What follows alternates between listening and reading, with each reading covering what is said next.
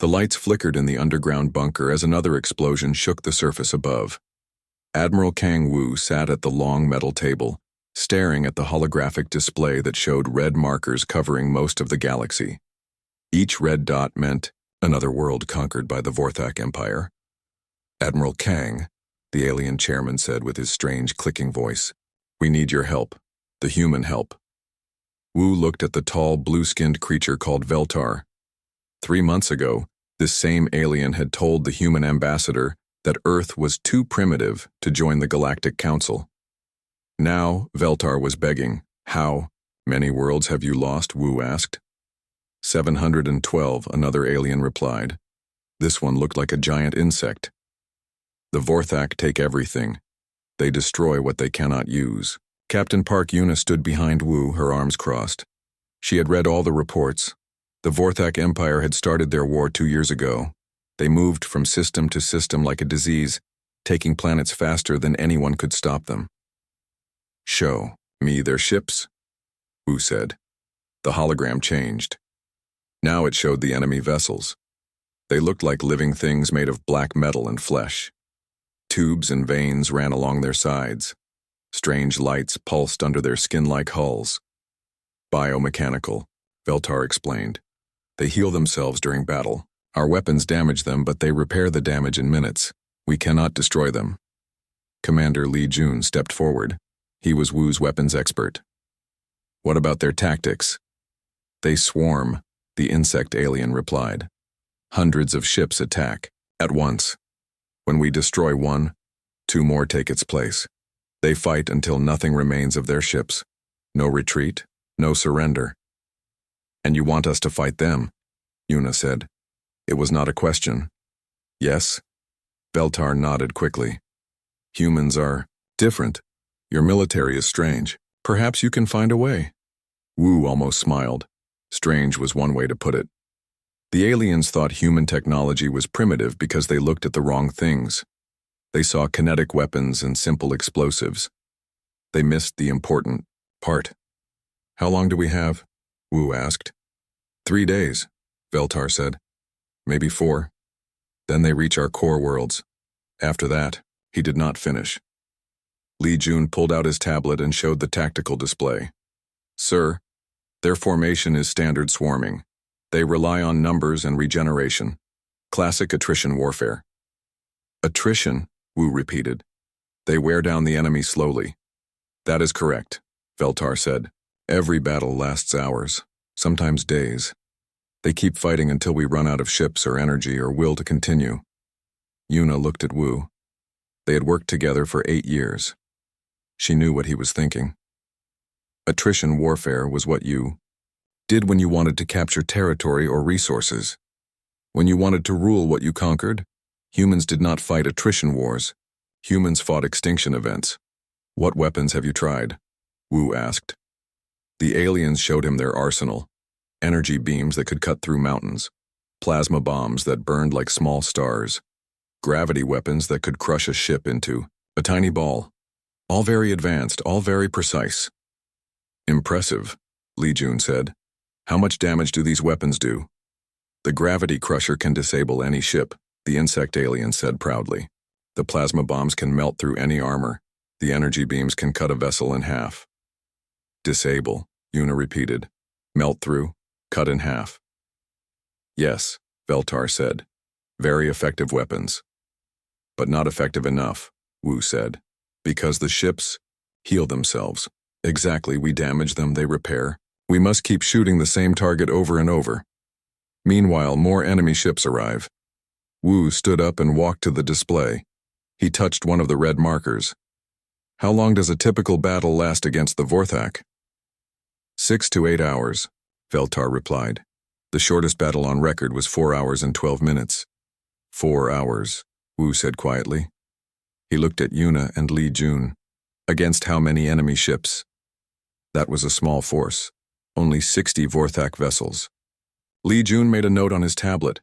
60 ships, 4 hours. The aliens had fought them with their most advanced weapons, and it still took 4 hours to win. "Admiral," Veltar said. "Will you help us? Can the human fleet make a difference?" "Wu," was quiet for a long moment. Above them, another explosion shook dust from the ceiling. The war was getting closer.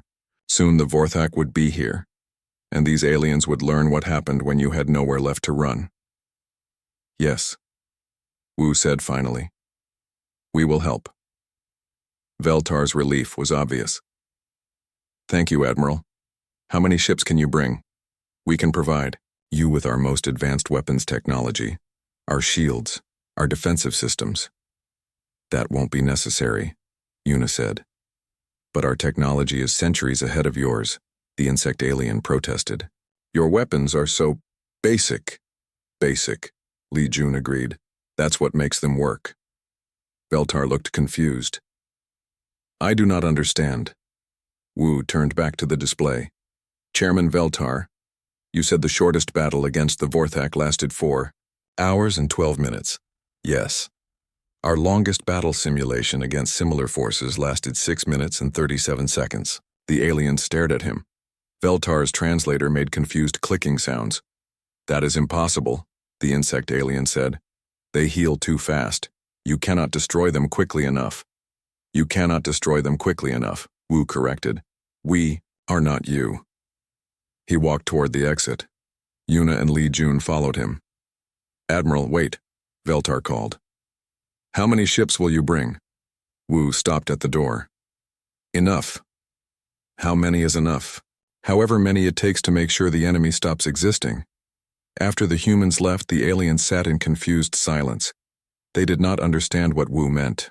They would learn soon enough. In 3 days, they would see what happened when humans went to war. They would learn that other species fought battles. Humans fought apocalypses. The Earth Defense Fleet gathered at Station Alpha, a massive military base hidden in the asteroid belt. Dr. Kim Sora stood before the holographic display, watching as more ships arrived every hour. Each vessel was ugly by galactic standards. Thick armor plating, crude angles, no elegant curves or artistic designs. But they worked, and more importantly, they carried enough firepower to crack moons. Dr. Kim, Captain Choi Minho entered the briefing room. The alien observers are asking questions about our weapons again. Kim Sora smiled. The Galactic Council had sent 3 representatives to observe human military preparations. They wanted to understand how Earth planned to fight the Vorthak. What they saw confused them. What kind of questions? The same ones. Why do we have so many different weapon types? Why do our ships carry nuclear missiles when they have energy shields? Why do we build weapons designed to completely destroy targets instead of disable them? And what did you tell them? The truth, Minho replied. That we don't fight to capture. We fight to delete. Kim Sora nodded. She had spent her entire career studying alien military technology. Every species in the galaxy fought the same way. They developed weapons to damage, disable, or capture. They created defenses to absorb, deflect, or regenerate from damage. Humans were different. Humans created weapons to make things stop existing. Show me the latest test results, Kim Sora said. Minho activated his tablet. The screen showed footage from the weapons testing range. A mock-up of a Vorthak bioship sat in space, built from the same materials the aliens used. It had working regenerative systems that could heal damage in real time. Test 1, Minho narrated. Standard galactic plasma cannon, watch. The energy beam hit the ship. The hull melted and reformed. After 30 seconds, the ship was whole again. Test 2. Human kinetic penetrator. A simple metal rod traveling at incredible speed punched through the ship. The hole sealed itself within minutes. Test 3. Human nuclear torpedo. The explosion vaporized half the ship. The remaining half began growing back. And Test 4? Minho grinned. Human standard engagement protocol. The screen showed what happened when human ships used their real tactics. First came the kinetic rounds, thousands of them. While the ship was still healing from those hits, plasma cannons fired. Then came the nuclear missiles, then the antimatter warheads, then weapons the galaxy had never seen before. The mock ship tried to regenerate. It could not keep up. More damage came faster than it could heal. Within 90 seconds, nothing remained except scattered atoms. Beautiful, Kim Sora said. Lieutenant Nam Hyon joined them at the display. He was young but had already seen combat against space pirates. Dr. Kim, the alien observers want to speak with you. About what? They say our approach is wasteful, that we use too much firepower for single targets. Kim Sora laughed. Wasteful. Send them in. The three aliens entered the briefing room. Veltar was there along with two others Kim Sora had not met. One looked like a tall plant with too many arms. The other resembled a floating jellyfish. Dr. Kim, Veltar said, we have reviewed your weapons tests. We are concerned. About what? Your methods, the plant alien said. You used enough firepower to destroy 10 ships on a single target. This is inefficient. Inefficient how? You waste energy, the jellyfish alien explained. You could disable that ship with 1/10 the weapons you used. Then capture it. Study it. Learn from it. Kim Sora nodded thoughtfully. You want to capture Vorthak ships? Of course. Knowledge is valuable. Their technology could help us. I see, Kim Sora said. Captain Minho, show them the comparison study. The display changed. Now it showed battle footage from recent alien conflicts with the Vorthak. Ships dancing around each other for hours. Precise weapons trying to disable specific systems. The Vorthak vessels healing and fighting back. Average battle duration, Minho read from his notes. 6.7 hours. Average casualties. 40% of defending fleet. Average Vorthak ships captured, 0. 0? Kim Sora asked. They self-destruct before surrendering, Veltar admitted. But the principle remains.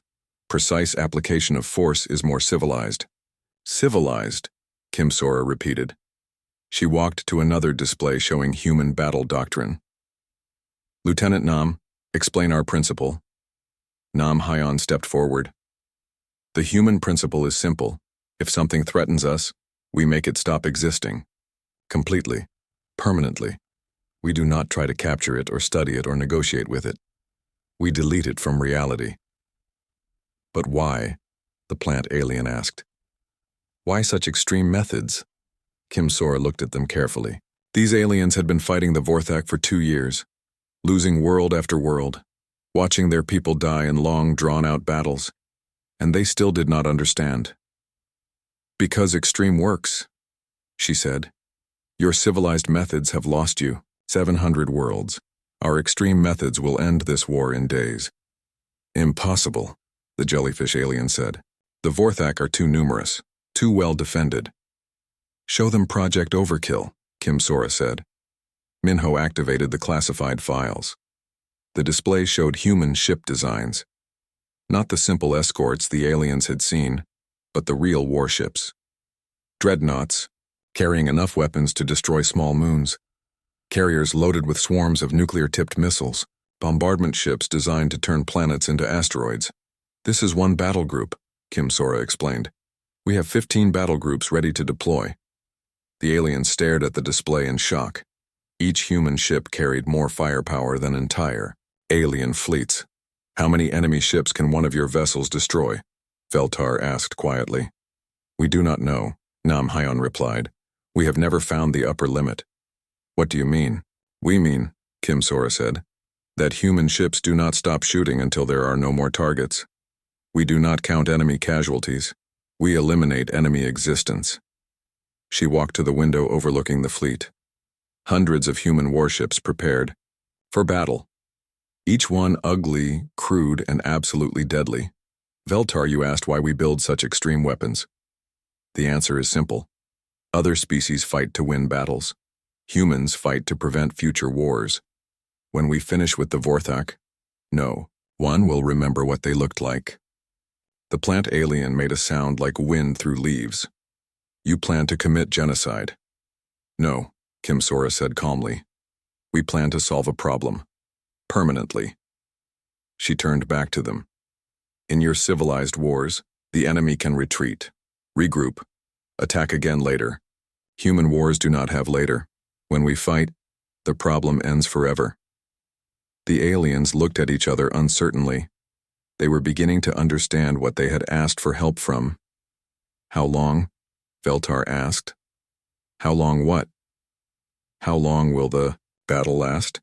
Kim Sora smiled. What battle? There will be no battle. There will be a brief engagement followed by silence. War Leader Krek stood on the bridge of his flagship, the Eternal Hunger. Around him, his officers prepared for another easy victory. The biomechanical walls of the ship pulsed with organic light, and he could feel the vessel's eagerness for battle through his neural link. Report, Krex commanded. Sub-Commander Thek approached, his claws clicking on the living floor. The humans are coming. 150 vessels detected. Krex laughed, a sound like grinding metal. Humans, the Council grows desperate if they call on such primitives. Shall I prepare the standard formation? Thek asked. Yes. Send 100 ships to meet them. Keep the rest in reserve. We may not need them. Krex had conquered 47 species in the past 2 years. Each one had fought differently. The crystalline beings of Xerion had used pure energy weapons. The machine intelligences of Rose Sector had employed logic-based tactical systems. The warrior clans of Vega Prime had charged with honor and fury. All had fallen to the same Vorthak tactics.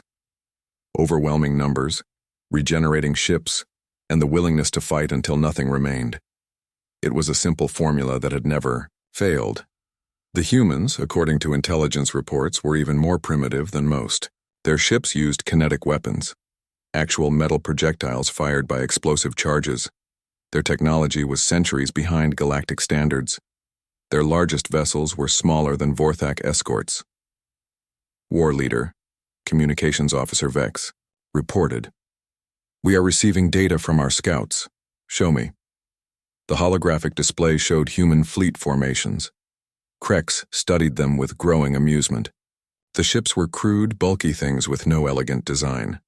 They bristled with primitive weapon ports and moved with the grace of flying rocks. They looked like cargo haulers, Thek observed.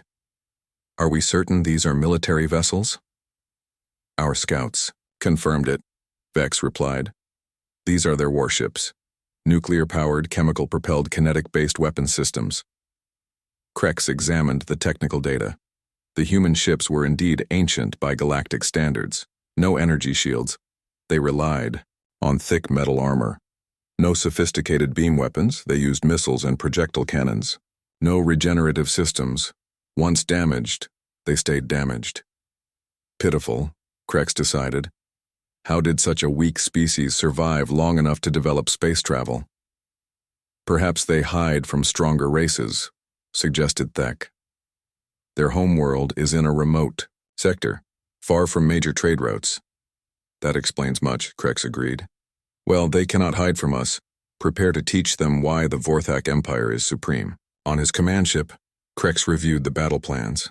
Standard Vorthak doctrine called for a massed assault. The bioships would charge the enemy formation, absorbing whatever damage the primitives could inflict. While the enemy wasted energy trying to penetrate Vorthak regenerative armor, more ships would arrive to overwhelm them. It had worked against the energy weapons of the crystallines. It had worked against the precision strikes of the machine intelligences. It would certainly work against humans with their crude projectile weapons. War Leader, Thek reported. Fleet commanders request permission to begin the attack. Granted. All ships, advance to engagement range. Show these humans the power of the Vorthak. 100 biomechanical ships surged forward, their living, hulls rippling with anticipation. Each vessel was a work of art, blending organic growth with mechanical precision. They could heal from any damage, fight for days without rest, and adapt to enemy tactics in real time. Behind them, 50 more ships waited in reserve. Krex expected the battle to be over before reserves were needed, but Vorthak doctrine demanded overwhelming force. Contact in 30 seconds, Vex announced. Krex watched the human formation on his display. They were not running, which surprised him. Most species attempted to retreat when they saw Vorthak ships approaching. Perhaps these humans were too primitive to understand their situation. Human vessels are assuming combat positions, Thek reported. They appear to be rotating. Krex looked closer. The human ships were indeed turning, presenting their sides to the approaching Vorthak fleet. It made no tactical sense. Presenting a larger target area would only make them easier to hit. Perhaps their weapon systems are mounted on the sides of their ships, Vex suggested. Crude design, Krex decided. Begin the attack. The Vorthak ships opened fire with their bioplasma weapons. Streams of living energy reached across space toward the human formation. The primitive vessels made no attempt to dodge. They simply absorbed the hits on their thick metal hulls. Krex smiled. The humans were even more helpless than he had expected. Their armor was already glowing from plasma impacts. Soon it would melt through, and the slaughter would begin. War leader, Thek said uncertainly. The humans are not returning fire. They are probably too frightened to act, Krex replied. Or their weapons are too primitive to reach us at this range. But something bothered him. The human ships were not acting like the vessels of a defeated enemy. They maintained perfect formation. Their movements were precise, controlled. They showed no signs of panic or confusion. Distance to target? Krex asked. Closing to optimal. Range now, Vex reported. We should have full effectiveness in 10 seconds. Krex nodded. At close range, Vorthak bioweapons could melt through any armor. The humans would realize their mistake too late. 5 seconds to optimal range, Vex announced. The human ships suddenly blazed with light. What? Krex began. The first wave of human weapons reached his fleet. Not the energy beams or plasma bolts he expected, but solid metal projectiles moving at impossible speeds. They punched through bioarmor like it was paper, creating massive holes in Vorthak hulls. But that was not the terrifying part. The terrifying part was that the projectiles did not stop coming. Damage report, Krex shouted. Multiple hull breaches on all ships. Thek replied, his voice filled with shock. Regeneration systems are engaging, but the second wave hit. More projectiles followed by explosions that made the bioships shudder. Then came missiles, hundreds of them, each carrying nuclear warheads that turned space into miniature suns. Impossible, Krex snarled. How many weapons do they have? The answer became horribly clear as the human bombardment continued. The primitive ships were not carrying a few crude cannons. They were mobile weapon platforms, each one bristling with thousands of different systems. Kinetic penetrators, nuclear missiles, plasma charges, antimatter warheads, and weapons Krex could not identify. War leader, Vex screamed. We are losing ships. Krex watched in growing horror as his biovessels tried to regenerate faster than the humans could destroy them. It was not working. The damage was coming too fast, from too many directions.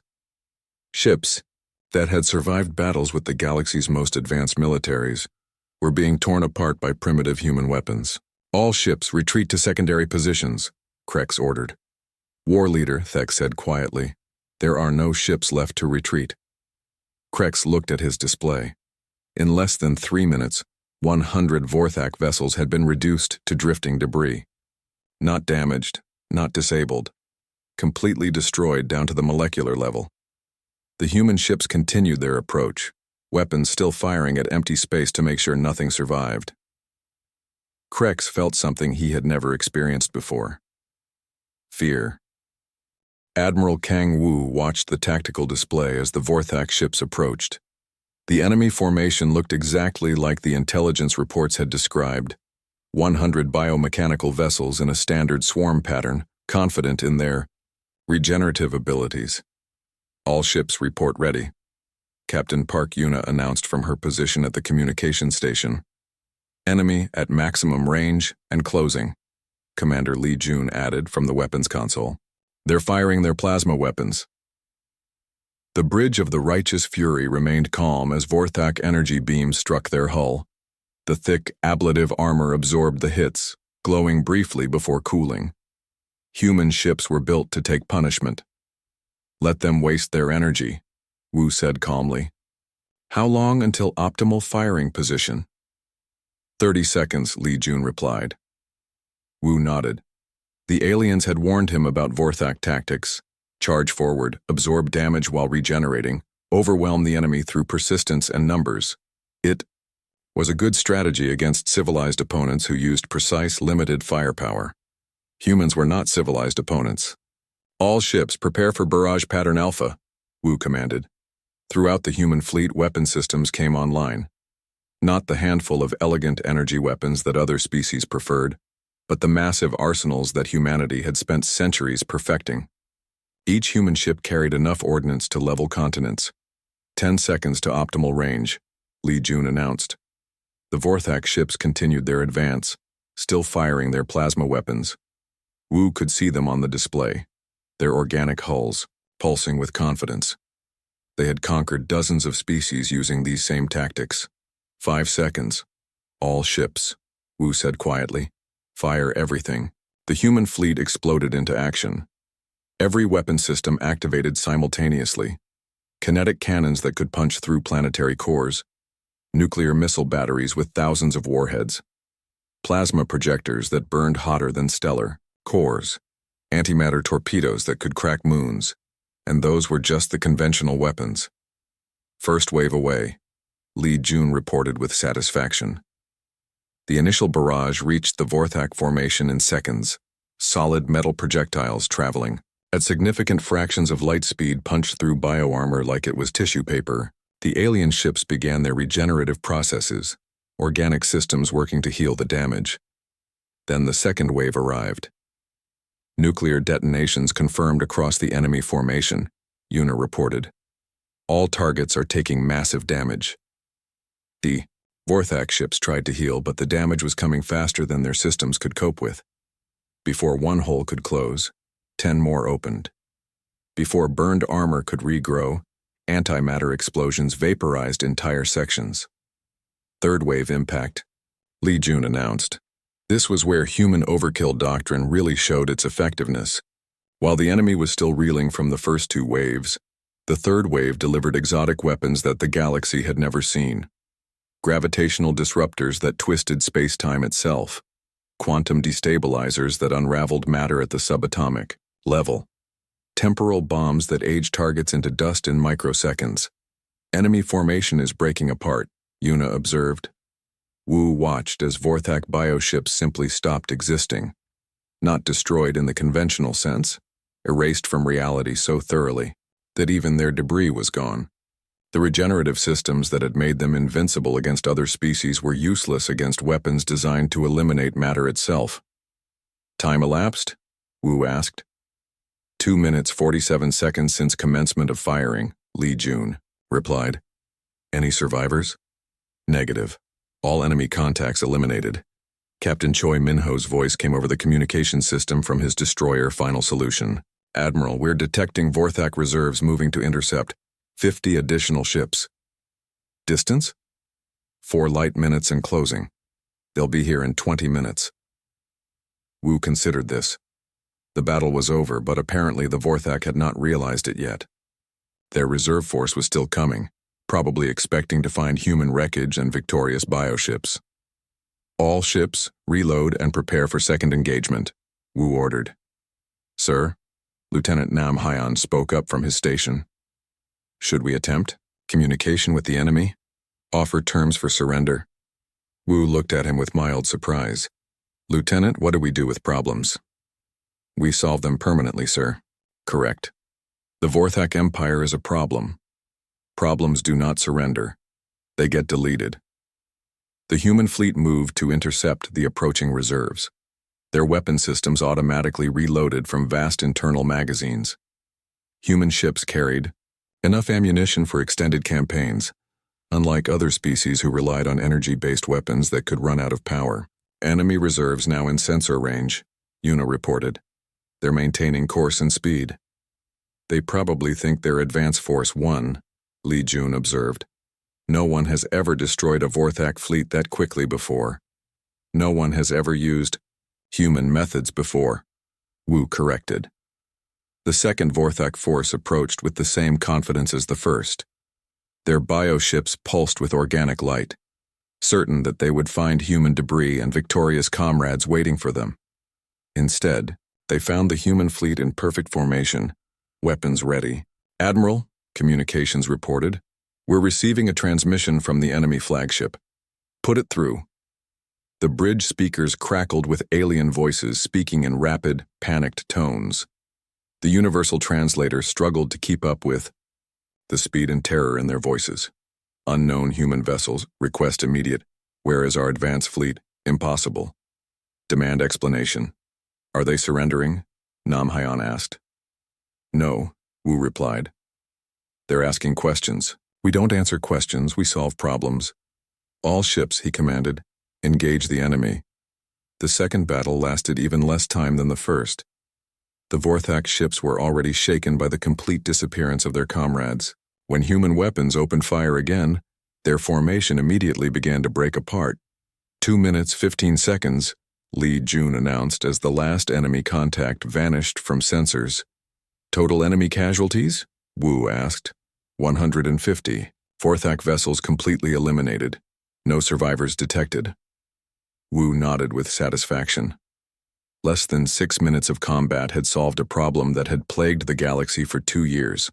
Not defeated, solved.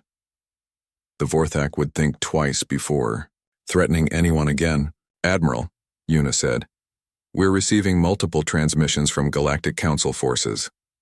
What do they want? They're asking what happened to the Vorthak fleet. Apparently their sensors detected the engagement, but they can't find any wreckage.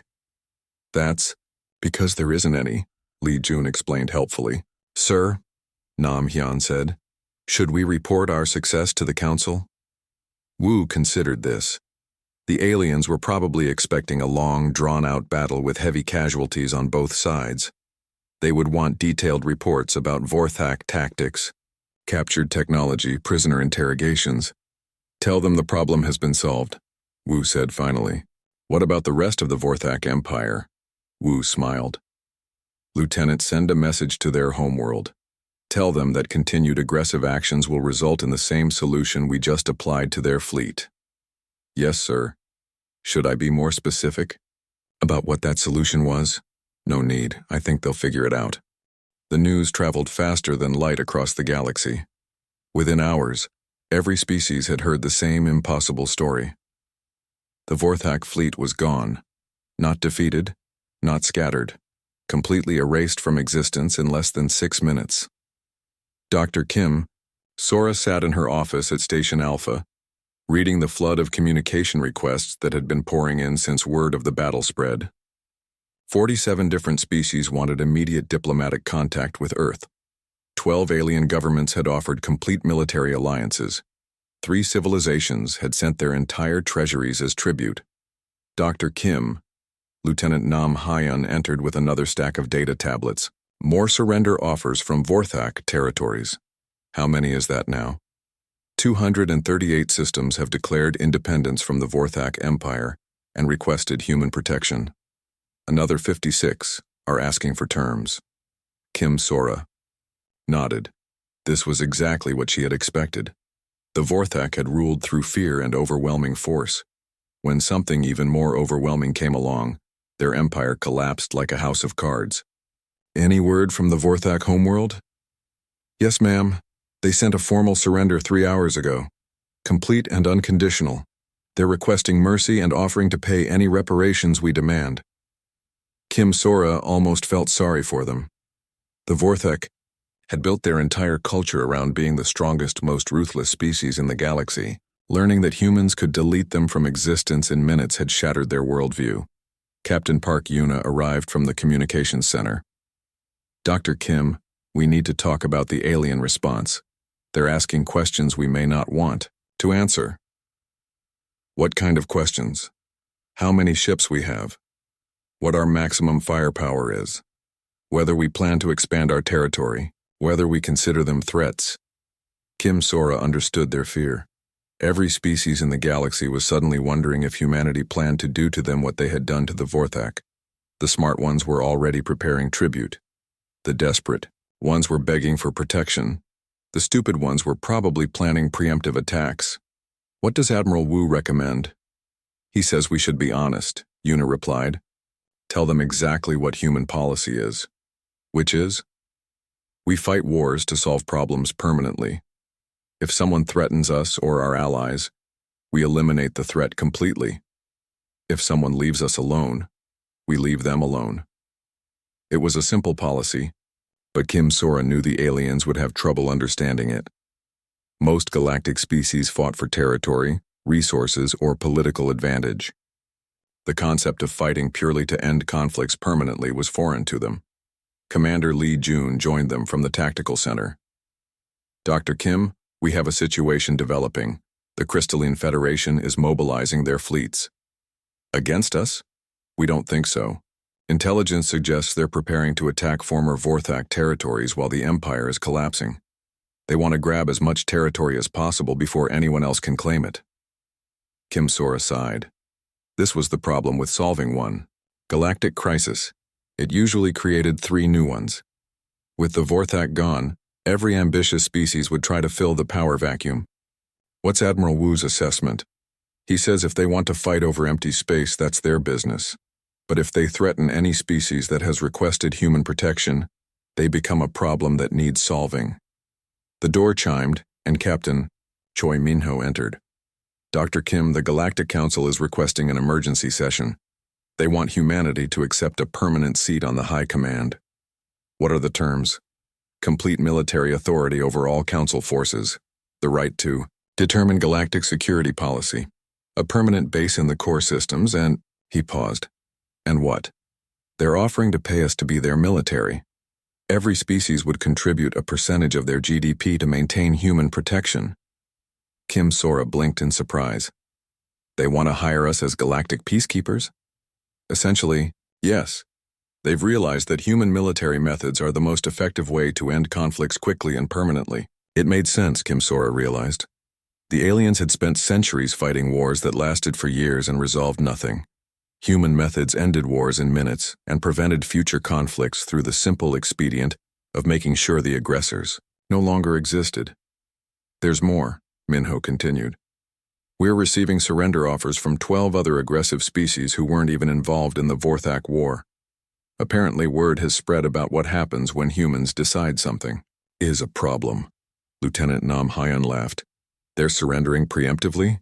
Smart of them, Yuna observed. Much better than waiting for us to decide they're a threat. Kim Sora walked to the window overlooking the human fleet. The ships were resupplying and rearming, preparing for whatever crisis would emerge next. Each vessel carried enough firepower to end civilizations, and everyone in the galaxy now knew it. Dr. Kim, Nam Hyun said, I have a question. The aliens keep asking how we developed such effective military technology. What should I tell them? Kim Sora considered this. The truth was that humans had not developed anything revolutionary. They had simply approached warfare differently than everyone else. Tell them the truth, she said finally. Other species develop weapons to wound, disable, or capture. We develop weapons to delete. Other species build defenses to absorb or deflect damage. We build offenses that make defenses irrelevant. Other species fight battles. We fight extinction events. And if they ask why, because we learned early in our history that the best way to prevent future wars is to make sure your enemies cannot start them. Ever. A new communication alert sounded.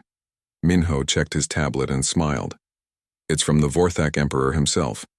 Personal message to Admiral Wu. What does it say?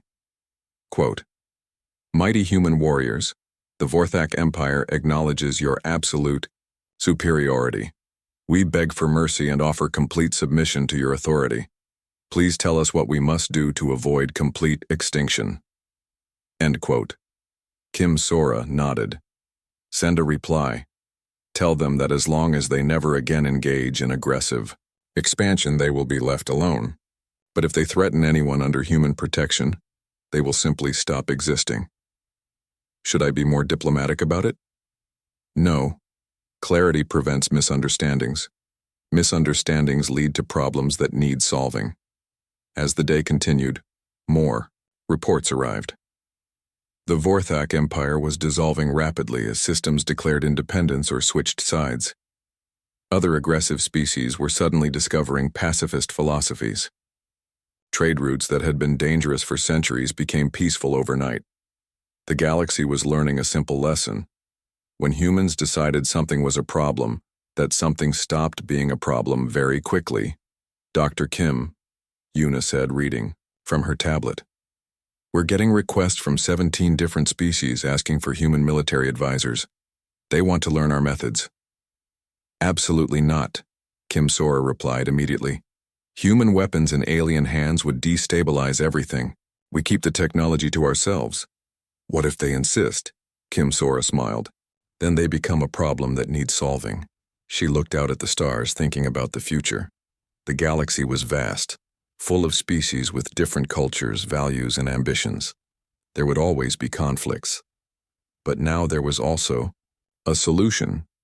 A species that could end any conflict in minutes by simply deleting the source of the problem. It was not the most elegant solution. It was not the most diplomatic solution. But it worked. And that was very human.